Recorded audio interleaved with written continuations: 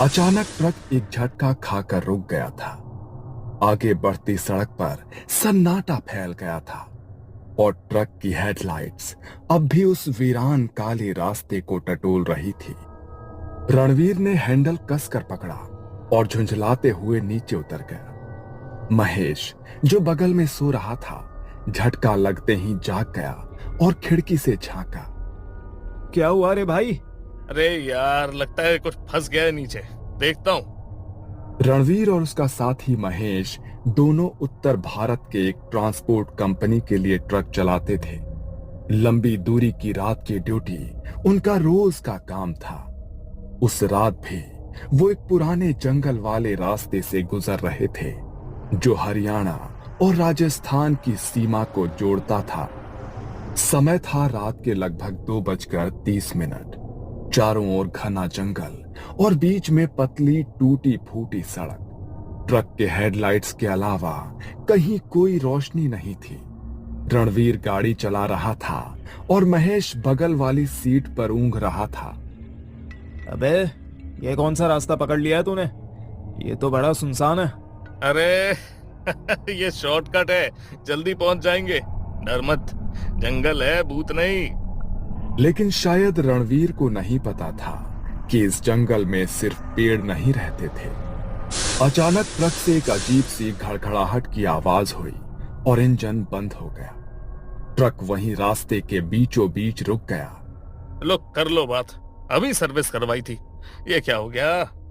रणवीर नीचे उतरा और बोनट खोलने लगा।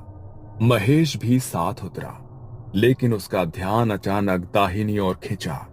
सड़क के किनारे झाड़ियों के बीच एक सफेद कपड़ों में लिपटी कोई औरत झुकी हुई बैठी थी। उसके बाल खुले थे और चेहरा ढका हुआ था। भाई, भाई, ऊपर आजा जल्दी। क्या हुआ अब? रणवीर भाई, वहां कोई बैठा है। औरत है शायद, सफेद कपड़ों में, मगर हिल भी नहीं रही है। देख, देखना। रणवीर ने देखा तो पहले हंसा, लेकिन जब उसने ध्यान से देखा तो वो आकृति बिल्कुल भी हिल नहीं रही थी। अरे, साया लग रहा है, मगर जो भी है उतरना जरूरी है। ट्रक स्टार्ट नहीं होगा तो अटक जाएंगे। महेश डर के मारे सीढ़ियां चढ़कर कैबिन में घुस गया और दरवाजा बंद कर लिया। रणवीर अब ट्रक के नीचे झुककर खराबी ढूंढने लगा। अंधेरे में टॉर्च की हल्की रोशनी में वो कुछ तार टाइट करने लगा। महेश ट्रक के कैबिन में चुपचाप बैठा था। उसकी नजरें अब भी वहीं अटकी थी जहां वो सफेद आकृति बैठी थी। पर तभी वो हिली। सफेद साड़ी में लिपटी वो परछाई एकदम झटके से खड़ी हो गई, जैसे किसी ने ऊपर से खींचकर उसे उठा दिया हो। उसकी हरकतें अजीब थी, बिल्कुल इंसानों जैसी नहीं थी। उसकी गर्दन एक तरफ अजीब ढंग से झुकी हुई थी, जैसे टूट चुकी हो। महेश की सांसें थम गई। वो उसे देख ही रहा था, तभी उसने अपना चेहरा उठाया। चेहरे पर काले बिखरे बाल जो आंखों से लेकर होठों तक झूल रहे थे। चेहरा नहीं दिखा, सिर्फ साया, और वो सीधा ट्रक की ओर धीरे धीरे बढ़ने लगी। कोई आवाज नहीं, पर उसके चलने से पेड़ के नीचे गिरी सूखी पत्तियां चरमराने लगी। हर कदम के साथ पत्तों की आवाज और भी करीब आती जा रही थी। भाई, ये क्या देख रहा हूं मैं? वो जैसे आंखें झपकाना ही भूल गया, पर अचानक उस औरत ने महेश की ओर सीधा देखा, ऐसे जैसे वो समझ गई हो कि वो उसे घूर रहा है। और तभी उसकी चाल तेज हो गई। महेश ने कांपते हाथों से ट्रक का हॉर्न बजाने की कोशिश की, पर उंगलियां सुन्न पड़ चुकी थीं। साहस जुटाकर वो चिल्लाया, आ! भाई, वो आ रही है, कोई है वहां? सफेद साड़ी में, जल्दी कर। रणवीर जो ट्रक के नीचे था, उसके कानों में महेश की घबराई हुई आवाज गूंजी। उसने झट से पेचकस नीचे रखा और थोड़ा मुड़कर देखा। उसकी तिरछी नजर से ट्रक के ठीक सामने दो सफेद पांव दिखाई दिए, लेकिन वो जमीन पर नहीं थे। कुछ इंच ऊपर ट्रक की ओर बढ़ रही थी। रणवीर का चेहरा पसीने में भीग चुका था, लेकिन ट्रक को स्टार्ट करना अब जरूरी था। रणवीर अब तक सबसे डरावना अनुभव झेल रहा था। सफेद साड़ी वाली वो परछाई अब सिर्फ 10 कदम दूर थी। वो हवा में तैरते आगे बढ़ रही थी। जंगल में सूखे पत्तों की सरसराहट हो रही थी। रणवीर ने कांपते हाथों से इंजन का आखिरी बोल्ट कस दिया और फौरन ट्रक के नीचे से बाहर निकला। महेश, चाबी घुमा, इंजन चालू कर। महेश ट्रक के कैबिन में कांप रहा था, लेकिन उसने जैसे तैसे कांपती उंगलियों से चाबी घुमाई। इंजन ने एक झटका खाया और फिर धुआं उड़ाते हुए जोर की आवाज के साथ ट्रक स्टार्ट हो गया। रणवीर की सांसें जैसे वापस आई। वो सीधा दौड़ पड़ा ट्रक की ओर और उसके ठीक सामने वो औरत अब दिखाई दे रही थी। सफेद साड़ी, बिखरे हुए बाल, झुलसा चेहरा और खाली आंखें, ऐसी आंखें जो इंसान के अंदर झांक जाए। रणवीर ने भागते हुए ट्रक की सीढ़ी पकड़ी और जोर से खुद को ऊपर खींच लिया। महेश ने एक झटके में गियर डाला और एक्सीलरेटर पूरी ताकत से दबा दिया। ट्रक जोरदार आवाज के साथ आगे बढ़ा। जब दोनों को लगा कि अब बच गए, रणवीर ने एक नजर पीछे डाली। ट्रक के शीशे से वो देखता है कि वो औरत अब सड़क के बीच खड़ी है और वो उनको ही देख रही है। देखते ही देखते उसकी गर्दन पीछे मुड़ गई, जैसे वो सामने से किसी को आते देख रही थी। भाई, ये क्या था? लेकिन जैसे ही रणवीर ने पलटकर महेश की तरफ देखा और 2 सेकंड बीते, वो औरत शीशे से गायब हो चुकी थी। दोनों ने एक दूसरे को देखा। सांसें अभी भी तेज थी, पर दिल को तसल्ली थी कि पीछा छूट गया। लेकिन नहीं, ट्रक तेजी से जंगल की सड़क पर दौड़ने लगा। दोनों की सांसें तेज थी और चेहरे पर पसीना। और तभी दोनों ने जैसे ही आगे देखा, सामने सड़क पर वही आकृति फिर से खड़ी थी, उसी सफेद साड़ी में बिखरे बालों के साथ, ठीक उनके रास्ते के बीचों बीच। भाई, कहीं ये छलावा तो नहीं है? महेश ने जैसे तैसे गियर बदला और ट्रक आगे बढ़ा। रणवीर ने डर के मारे शीशे से देखना बंद कर दिया, पर सड़क अभी भी वैसी ही लग रही थी, एक सकरी अंधेरे में ढकी, दोनों ओर सूखे पेड़ और हल्की धुंध।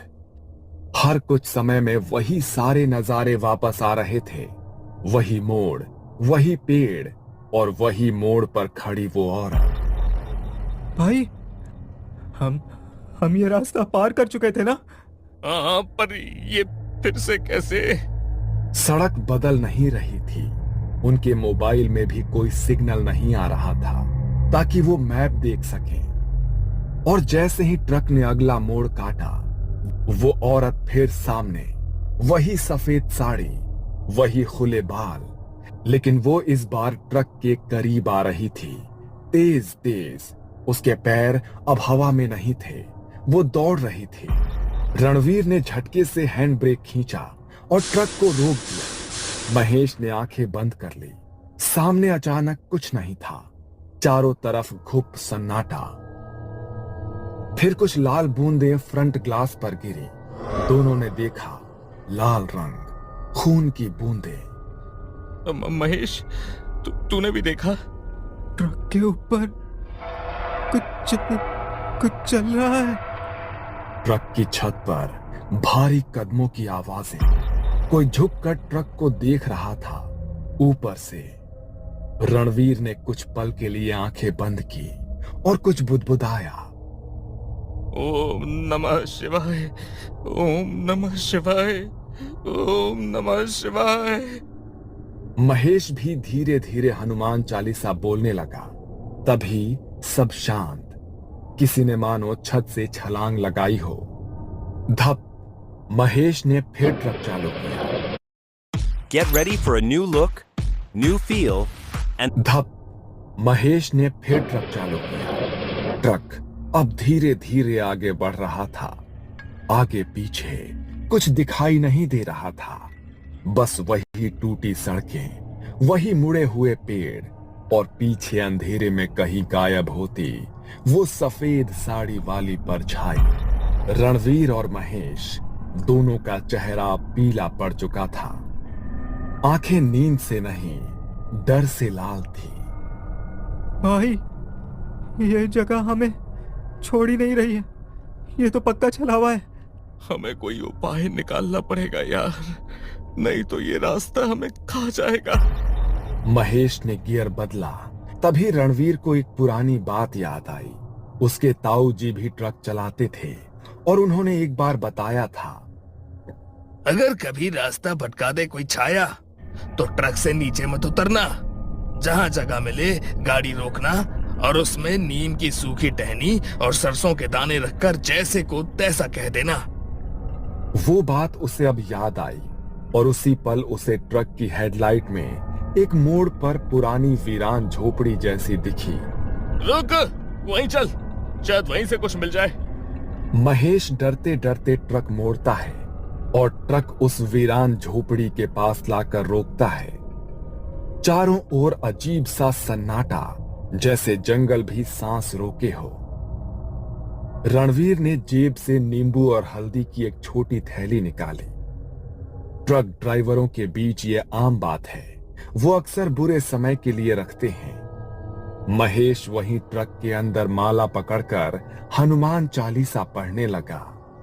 रणवीर झोपड़ी के आसपास गया और उसे एक नीम का सूखा पेड़ दिखा। उसने नीम की टहनी तोड़ी और ट्रक के बगल में एक छोटी लोहे की थैली में सरसों के दाने रखकर चलाया।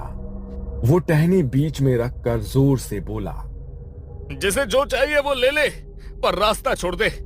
अब तू भी चला जा और हमें भी जाने दे। उसके शब्द जंगल में गूंज उठे और उसी पल हवा थम गई। महेश ने फिर से ट्रक शुरू किया। हेडलाइट तेज जलने लगी, मानो बिजली वापस लौट आई हो। पर तभी ट्रक के पीछे कड़कड़ की आवाज आई, जैसे कोई नाखूनों से मेटल को खुरच रहा हो। रणवीर दौड़ते हुए ट्रक में चढ़ा और दरवाजा बंद किया। पीछे देखा, वही औरत, चेहरा झुलसा हुआ, आंखें अब काली और बालों से खून टपक रहा था। वो अब ट्रक के पीछे खड़ी घूर रही थी। भाई, बचा ले, बचा ले। रणवीर ने महेश को हटाया और खुद ड्राइविंग सीट पर बैठा। इंजन फड़फड़ाया। एक बार स्टार्ट नहीं हुआ, 2 बार भी नहीं, तीसरी बार जैसे किसी अदृश्य ताकत ने धक्का दिया हो। ट्रक स्टार्ट हो गया। वो दोनों चिल्लाते हुए, जय बजरंगबली। रणवीर ने क्लच छोड़ा और ट्रक पूरी ताकत से उस झोपड़ी वाले मोड़ से बाहर निकला। पीछे देखा, वो औरत अब उसी जगह खड़ी थी, पर एक जलती हुई आग की रेखा उसे ट्रक के पास आने से रोक रही थी।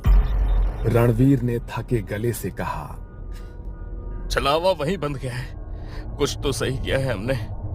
अगली सुबह जब दोनों आगे एक ढाबे पर पहुंचे और वहां चाय पीते हुए होश में आए, तो ढाबे वाले बुजुर्ग से पूछा, भाई, उस जंगल के रास्ते पर कोई औरत दिखती है क्या? बुजुर्ग रुका और फिर कहा, बहुत साल पहले एक दुल्हन को उसी रास्ते में दहेज के लिए जलाया गया था। कहते हैं कि वो अपनी सफेद साड़ी में हर रात लौटती है और जो उसे पहचान ना दे उसे वो रास्ता भी नहीं छोड़ती। रणवीर और महेश अब चुप थे। उनकी आंखों में वो डर अब भी जिंदा था।